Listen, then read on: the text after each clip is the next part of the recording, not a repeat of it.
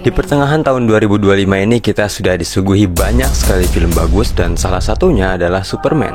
Tapi yang menarik justru Man of Steel, film Superman tahun 2013 malah jadi obrolan baru. Ada yang bilang film ini gagal. Ada juga yang bilang kalau film ini justru lebih bagus daripada film Superman yang baru. Jadinya film ini tuh gagal atau jenius. Sampai-sampai banyak orang yang gagal paham sama film ini. Coba kita bahas.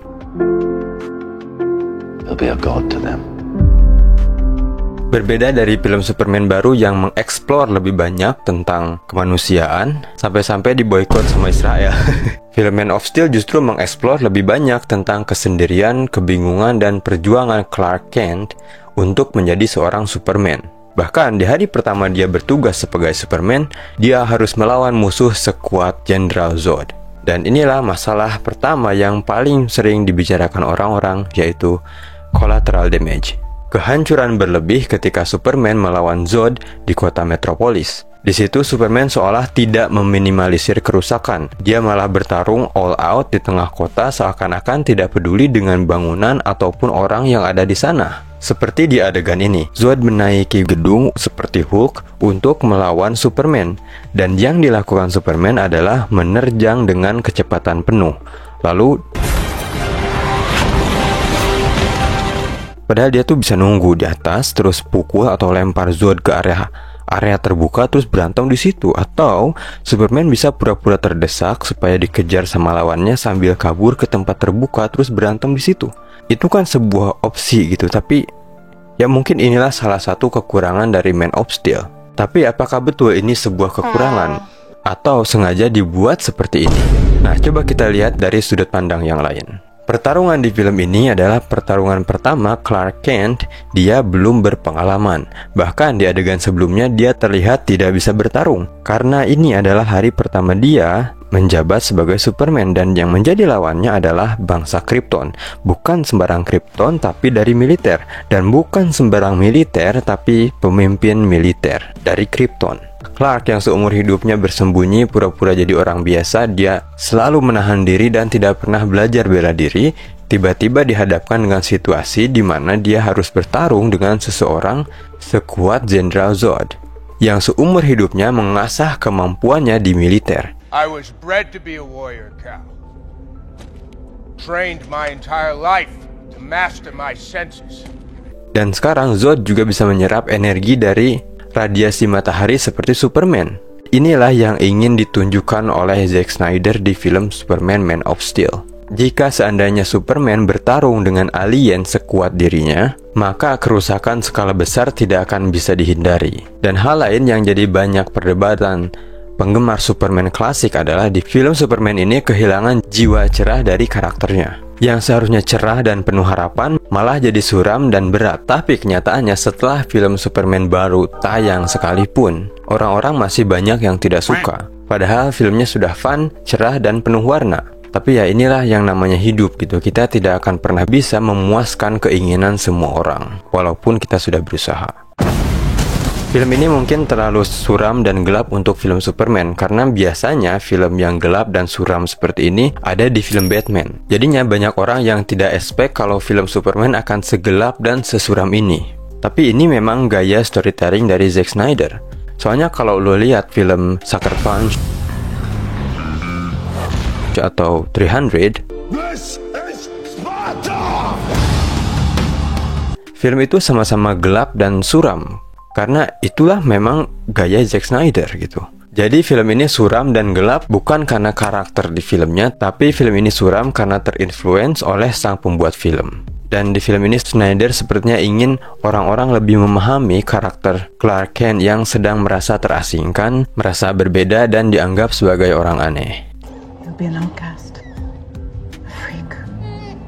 Jadi menurut gue, film ini bukan film superhero klasik yang isinya tentang kepahlawanan. Tapi ini film tentang mencari jati diri, krisis identitas, kebebasan, atau bahkan kesempatan.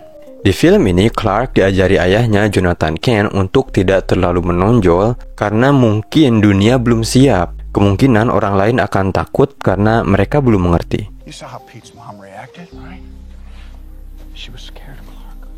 Dan itulah sifat dasar manusia. Biasanya kita akan merasa takut akan sesuatu karena kita belum mengerti. Seperti kita takut matematika karena kita belum mengerti. Kita takut ujian di sekolah karena kita belum mengerti. Dan banyak orang membunuh laba-laba yang tidak bersalah hanya karena mereka takut. Mereka takut karena mereka tidak mengerti fungsi laba-laba di ekosistem. Dan di film ini Jonathan takut kalau orang-orang tahu kemampuan Clark. Maka persepsi manusia akan mulai berubah gitu. Jonathan takut kalau manusia akan mengkultuskan Clark sebagai dewa atau lebih dari dewa. Atau bagaimana jika umat manusia justru takut dan mulai memusuhi Clark. Maka dunia pasti akan berubah dan perubahannya tergantung dengan keputusan yang diambil oleh Clark. Makanya Clark di sini selalu dihantui dengan pikiran apakah dia harus melakukan sesuatu, apakah dia justru hal yang benar, apakah orang lain akan percaya sama dia. Bahkan ketika Zod mengancam dunia dan meminta orang-orang untuk menyerahkan Kal-El pada mereka, Clark sempat berkunjung ke gereja untuk mencari jawaban. Karena dia tahu dia tidak bisa mempercayai Zod. Dia juga bingung apakah manusia bisa dipercaya. Zod can't be trusted. The problem is, I'm not sure the people of Earth can be either. Dan di situ sang pendeta hanya menjawab, terkadang yang kamu perlu lakukan hanyalah yakin dan mencoba, lalu kepercayaan akan mengikutimu. Dan ini selaras dengan apa yang dipercayai Jor-El, ayah kandung dari Clark. Dia percaya jika suatu hari nanti Clark akan menjadi sebuah simbol harapan, menjadi sosok penting yang akan membimbing umat manusia menuju masa depan yang lebih terang. Dan ketika hari itu tiba, Superman memilih untuk berpihak pada manusia, tapi dia tidak mau tunduk, dia tidak mau dikontrol, dia hanya meminta orang-orang untuk percaya sama dia gitu. Dan di adegan lain kita bisa lihat kalau Superman juga tetap ditembak dan masih dianggap musuh karena orang-orang masih belum mengerti situasi yang sebenarnya. Tapi akhirnya dia mendapatkan rasa percaya dari umat manusia. This man is not our enemy. Dari sini kita bisa simpulkan kalau film ini sebenarnya tidak terlalu berat, tapi terlalu filosofis dan terlalu serius untuk jadi film superhero. Karena di saat film ini muncul, orang-orang sudah terbiasa dengan film superhero dari Marvel yang ceritanya lebih ringan, lebih mudah diterima, lebih berwarna dan dicampur bumbu komedi. I am a god, you dull creature. Jadinya banyak orang yang bilang kalau Zack Snyder itu cuma jago di visual. Atau mungkin orang-orang ini yang gagal paham sama film ini. Dan banyak orang bilang kalau film ini kehilangan jiwanya, tidak ada rasa heroiknya. Dan ini ada hubungannya dengan visual. Jika kita bahas visual, kenyataannya Zack Snyder memang ingin membuat film Superman ini berbeda dari film-film sebelumnya. Kita bisa lihat aja kostumnya udah beda gitu. Sempaknya sekarang di dalam, jadi warna biru lebih menonjol dan itu pun warnanya lebih gelap dari biasanya. Dan kalau kita lihat juga tone atau warna keseluruhan dari film ini sendiri cenderung lebih pudar dan gelap demi menciptakan nuansa sepi dan dingin ketika kita menonton film ini. Dan ini selaras dengan suasana yang digambarkan di film, yaitu orang yang sedang kebingungan, kesepian, dan terasingkan. Bahkan saat adegan pertarungan sekalipun, kita tidak diperlihatkan ekspresi dari Superman, tapi lebih fokus pada kehancuran dan situasi kacau yang membingungkan. Ini sengaja dibuat untuk menciptakan efek mencekam, dan ini didukung dengan pengambilan gambar yang bergetar. Dan ternyata Zack Snyder memang sengaja menggunakan kamera handheld untuk beberapa adegan supaya ada efek gemetar yang lebih nyata gitu. Karena dia bilang, jika seandainya Superman itu nyata, dunia akan bereaksi dengan rasa takut, bukan dengan tepuk tangan. Makanya di film ini tidak terasa heroik seperti di film klasik. Karena yang ingin ditunjukkan adalah betapa seramnya kalau manusia super bertarung gitu. Dan gak cuma itu, soundtrack heroik ala Superman dari John Williams di film ini tuh gak dipakai. Zack Snyder justru kerjasama dengan Hans Zimmer untuk membuat scoring yang lebih gelap dan atmosferik.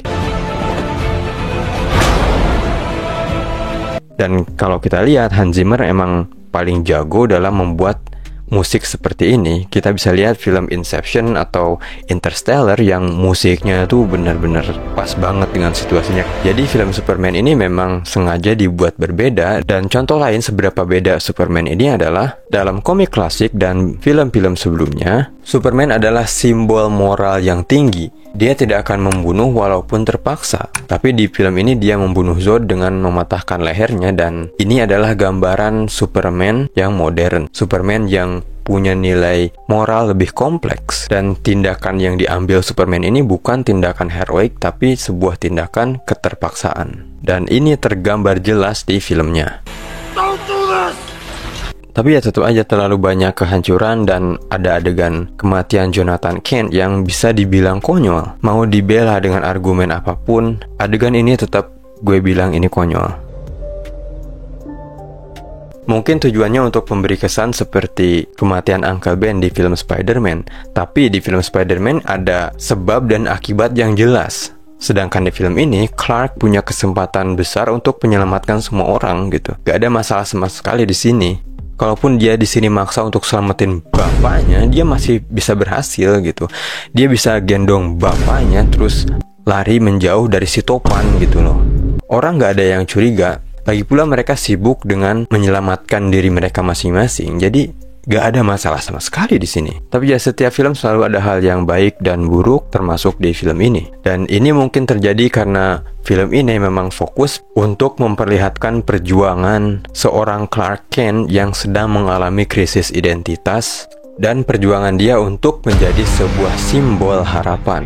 Bukan kisah tentang Superman yang terlahir jadi simbol harapan.